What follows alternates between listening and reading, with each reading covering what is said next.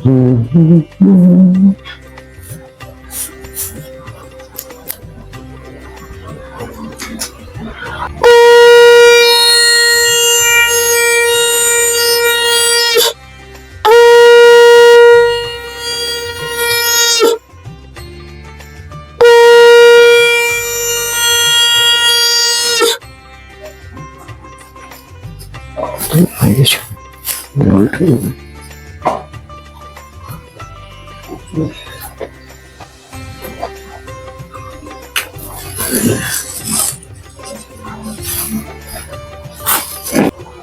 ओम तत्सत।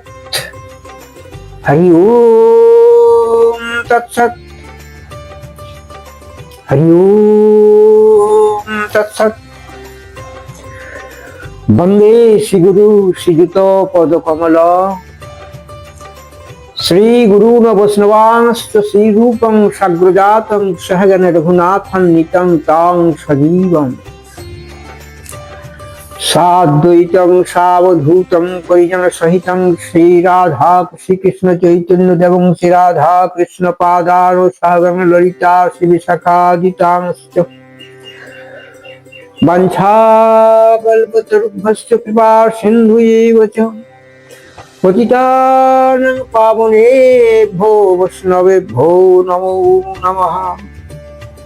हे तदर्पणमार्चनं भवमहादावाग्नि निर्वापनं श्रेयकैरवचन्द्रिका वितरणं विद्यावधूजीवनम् आनन्दं बुद्धिवर्धनं पूर्णामृतसाधनं सर्वात्मस्नपनं परं विजयते श्रीकृष्णसङ्कीर्तनम्। वंदे श्रीकृष्ण चैतन्य नित्यानंद अद्वैत गौरदय पुष्पवंतय नित्य शुद्धय तमोदय पंचतत्त्वात्मकं कृष्ण भक्त रूप स्वरूपकं भक्तावतारं भक्ताख्यं नमामि भक्त शक्तिकं। हे कृष्ण करुणा सिंधु दीनबंधु जगत्पते गोपेश गोपिका कांतो राधा कांतो नमोस्तुते। तप्त कांचन गौरंगी राधे वृंदावनेश्वरी विशोभानुसुतां देवी तां नमामि हरिप्रिये। हरेर्नाम हरिर्नामैव केवलं फलो नास्त्यैव नास्त्यैव नास्त्यैव गतिरन्यथा। ओम तत्सत्। ओम तत्सत्।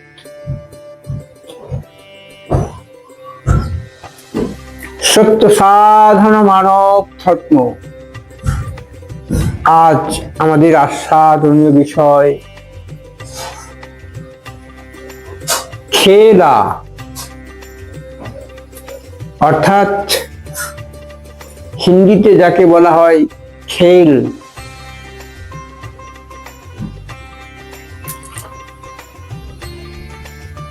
আজকের প্রসঙ্গটি প্রত্যেকটি মানুষের জীবনে এক নবদিগন্ত উন্মোচনকারী রূপে সকলের হৃদয়কে আলোড়িত করুক। খেলার মাঠে যেমন খেলোয়াড়ের ক্রীড়া নৈপুণ্য দর্শন করে দর্শকেরা আনন্দে মাতোয়াল হয়ে যায় এবং খেলোয়াড়ের নৈতিকতাকে অনুসরণ করে নিজের জীবনে চলার পথে এই সংসার রূপ খেলা ঘরে খেলার ময়দানে নাটকের মঞ্চে আমরা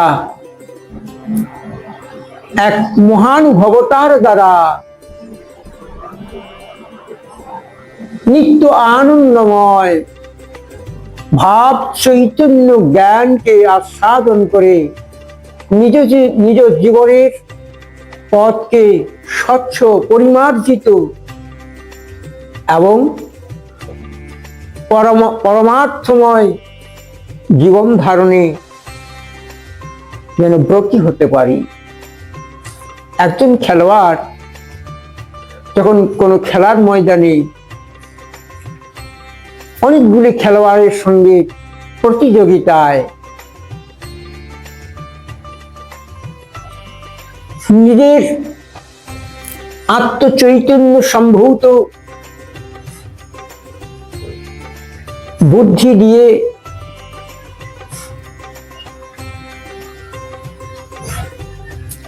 কোন প্রকার ঘাত প্রতিঘাতকে প্রশ্রয় না দিয়ে নিশ্চিতই সেই খেলার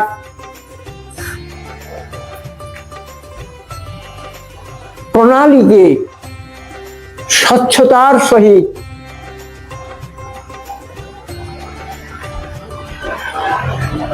জয়ের বড়মাল্য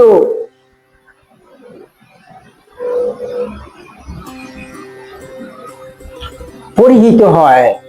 তার থেকে সেই খেলোয়াড়ের নৈতিক জ্ঞান, আচরণ এবং পদচারণার শুভময় বৈশিষ্ট্যগুলি দর্শন করে দর্শকেরা অভিভূত হয়। আর সেই থেকে সেই খেলোয়াড় যখন ভিন্ন ভিন্ন খেলায়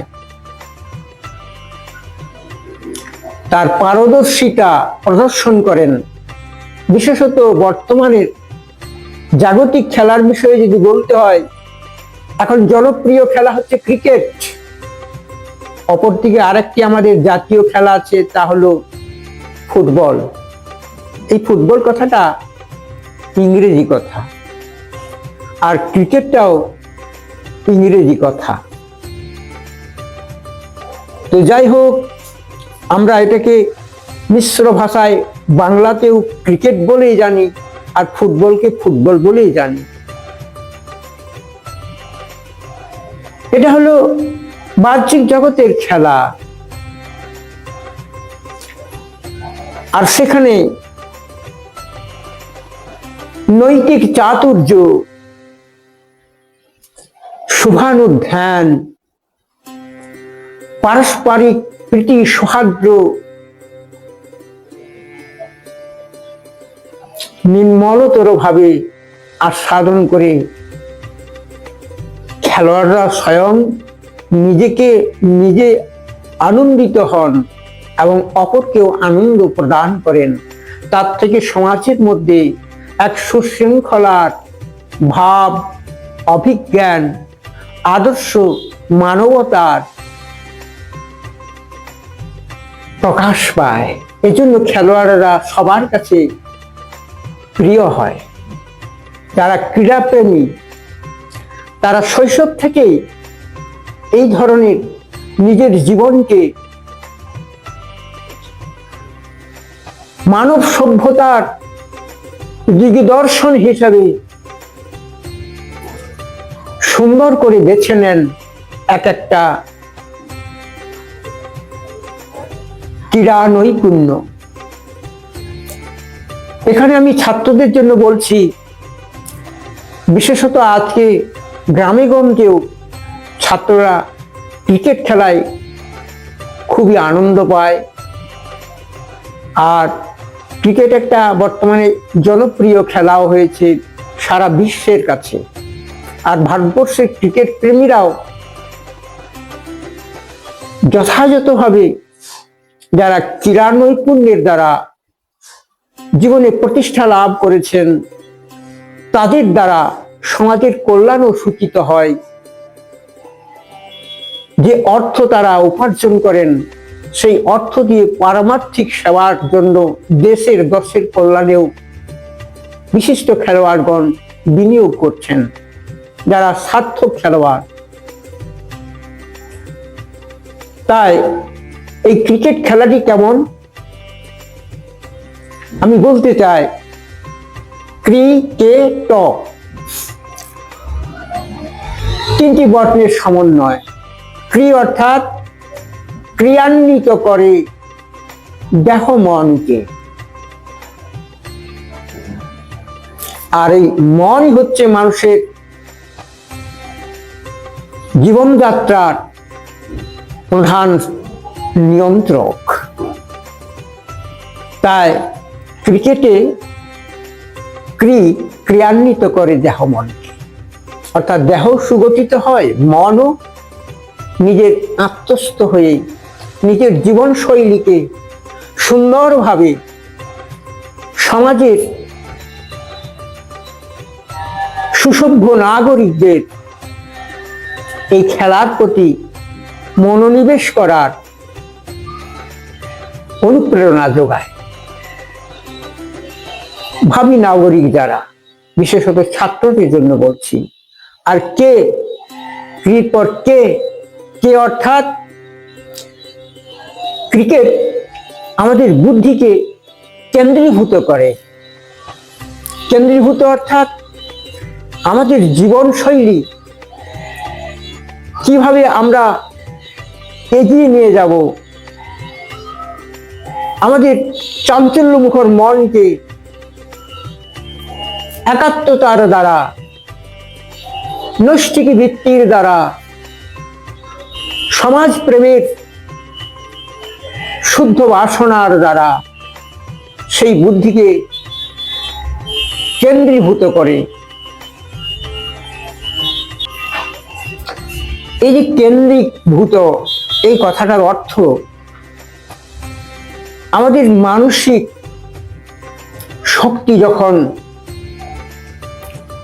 তীব্রতর হয়ে একাত্ম বুদ্ধির দ্বারা নিশ্চিত লক্ষ্যের পথকে অনুধাবন করে, বাকি আন চিন্তা, আন মানসিকতা থেকে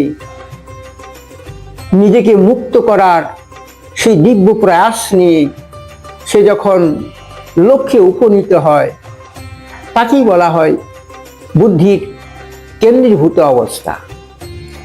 তাই আমাদের বুদ্ধি নিয়তই চঞ্চল। এই বুদ্ধিকে একাত্ম করার উপায় তা হলো মনন শক্তিকে কোনো বিশেষ বস্তুর উপর, বিশেষ চিন্তনের উপর আধারিত করা। যেমন একজন ছাত্র তার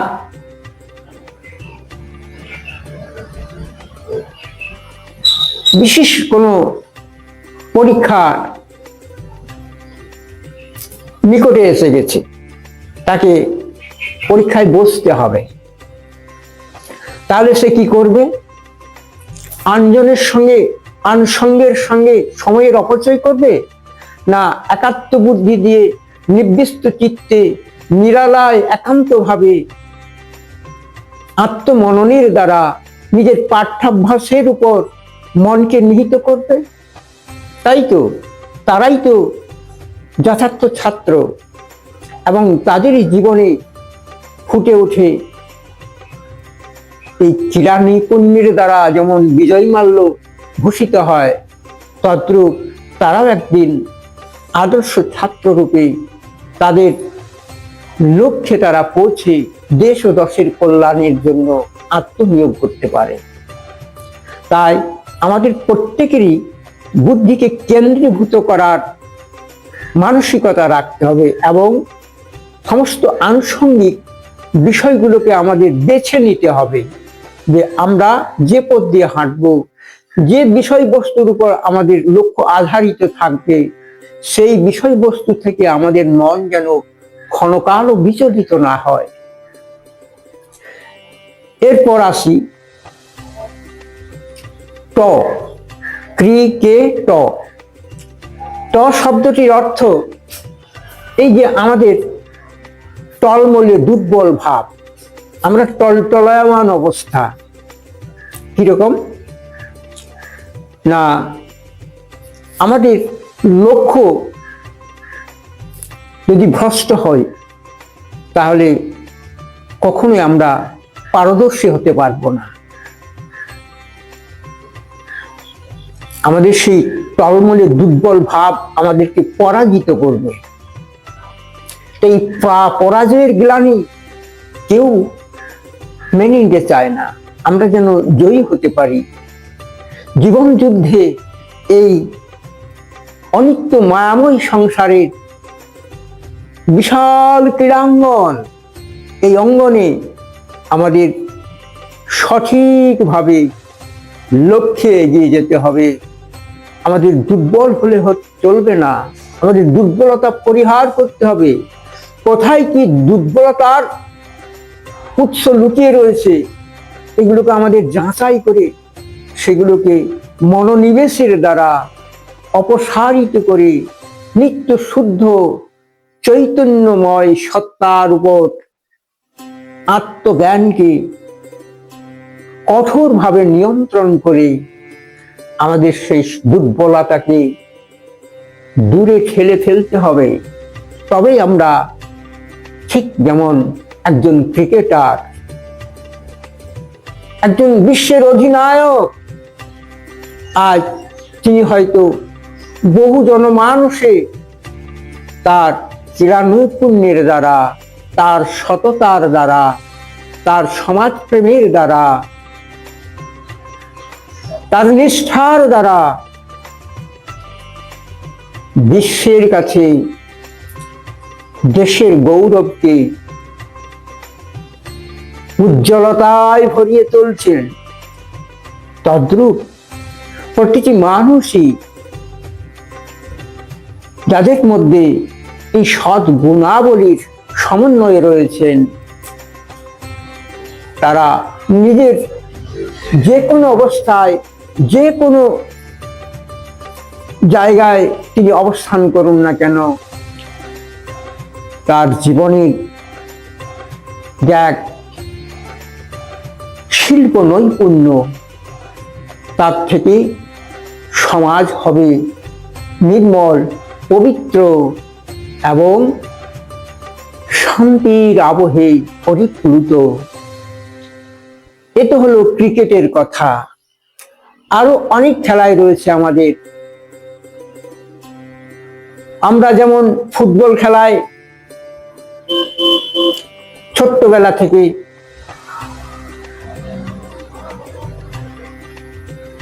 একটা খেলার মাঠে হুড়োমুড়ি করতাম, কিন্তু হুড়োমুড়ি করলে তো আর ফুটবল খেলা হয় না।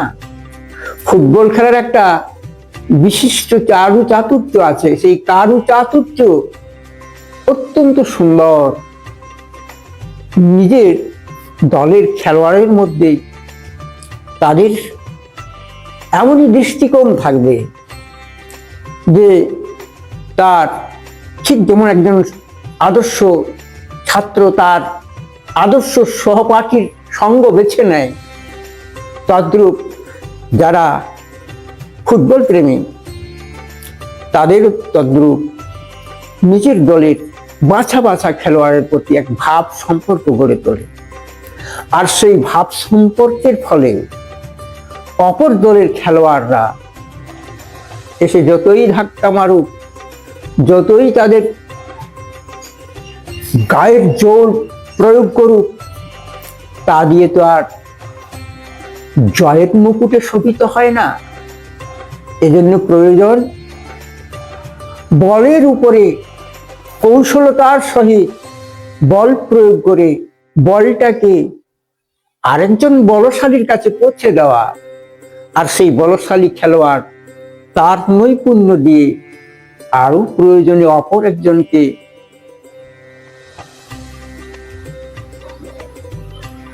স্থানান্তর করে দিয়ে লক্ষ্যে অর্থাৎ গোলের মধ্যে বলটাকে নিয়োগ করে। এই যে নিয়োগ ক্রিয়া, এই নিয়োগ ক্রিয়া হচ্ছে আমাদের জীবনেরও তাই। আমরা যদি কোনো ব্যক্তি কোনো ব্যবসায়ও করেন, সেই ব্যবসার মাধ্যমেও তার ব্যবসাত্মিকা বুদ্ধি দিয়ে যথার্থভাবে অবিচল বিশ্বাস আর দৃঢ়তার সঙ্গে ব্যবসাটাকে ধরে রাখেন, তাহলে সেই ব্যবসায় তার জীবন পরিপূর্ণ হয়। তা কেমন না, ব্যবসাত্মিকা বুদ্ধি রে কেহ পুরুনন্দন, বহু শাখা অনন্তশ্চ বুদ্ধ অব্যবসায়ী নাম জামিমাং পুষ্টিতাং বাচং প্রপদন্ত বিকস্তিত বেদ বাদরতা নান্য দস্তিতি বাদিন কামাত্মন জন্ম কর্ম সর্ব ফলপ্রদাম ক্রিয়া বিশেষ বহুলাং ভগৈশ্বর্য গতিং তয়াপহিত চেতসাম ব্যবসাত্মিকা বুদ্ধি রে কেহ কুরুনন্দন। সমাধিস্থ ন বিধীয়তে, আমি খুব সংক্ষেপে বলছি, তার এই সংস্কৃত ভাষা বড় চাতুর্যময়। এই যে ব্যবসাত্মিকা বুদ্ধি রে কেহ কুরুনন্দন, আমাদের বুদ্ধির আর এক নাম অতিরিন্দ্রিয়, সংকল্প বিকল্পিকাবৃত্তি যাকে বলা হয়। আমাদের বুদ্ধি অনেক সময় নানাভাবে বিক্ষিপ্ত হয়। সেই বিক্ষিপ্ত বুদ্ধিকে স্থিত বুদ্ধি দিয়ে, আত্মচৈতন্য দিয়ে স্থিতধী হওয়া, অর্থাৎ আত্মায়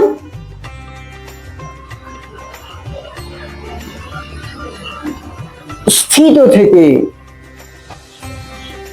মনের চাঞ্চল্যতাকে দূর করে একাত্মভাবে ঐকান্তিকতা দ্বারা মনোনিবেশ করলে আমরা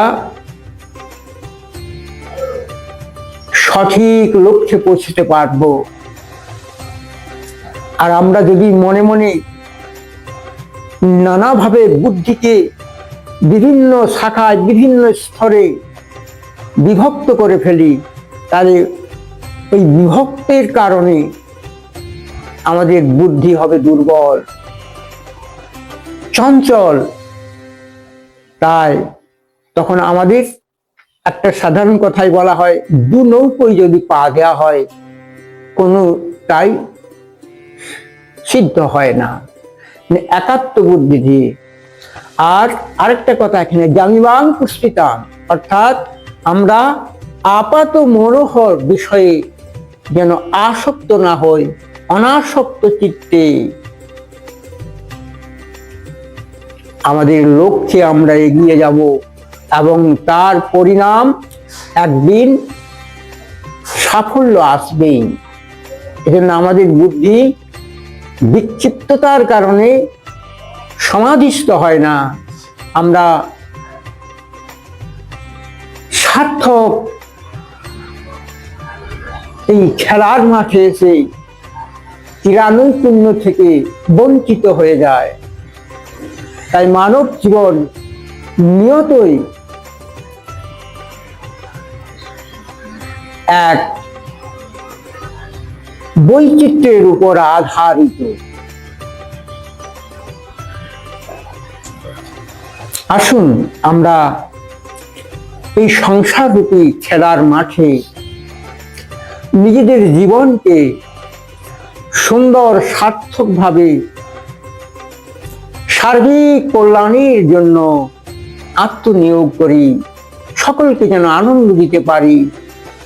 সেইটাই হবে সার্থক খেলা, সেইটাই হবে সংসারের সারার্থ সার। এক মহানুভবতার দ্বারা নিজের জীবনের বিজয় মাল্যকে আস্বাদনের সর্বোত্তম পন্থা। হরে কৃষ্ণ কৃষ্ণ কৃষ্ণ হরে হরে, হরে রাম রাম রাম হরে হরে। আজকের প্রসঙ্গটি আমি আমাদের ভাবী নাগরিক, আগামী দিনের নাগরিক যারা ছাত্র সমাজ নিজেদের জীবনকে গড়তে চায়, তাদের জন্য এই উপমা স্বরূপ ক্রিকেট এবং ফুটবলের খেলার মধ্য দিয়ে ছোট্ট একটা ভিডিও আপনাদেরকে নিবেদন করলাম। যদি আপনাদের অন্তঃকরণ ভিত্তিকে আলোড়িত করতে পারে এবং আপনারা যদি নিজের জীবনকে সাধনামগ্ন হয়ে ভবিষ্যতে দেশ ও দশের কল্যাণ করতে পারেন এবং নিজের আত্মজয় করতে পারেন, তাহলে আমার শ্রম সার্থক মনে করব। আবার কোনোদিন অন্য কোনো বিষয়ে আপনাদেরকে আমি আবার নূতন বস্তু, নূতন বিষয় নিবেদন করব। কথা রাখলাম। ওম শুভ শান্তির ইতিহি।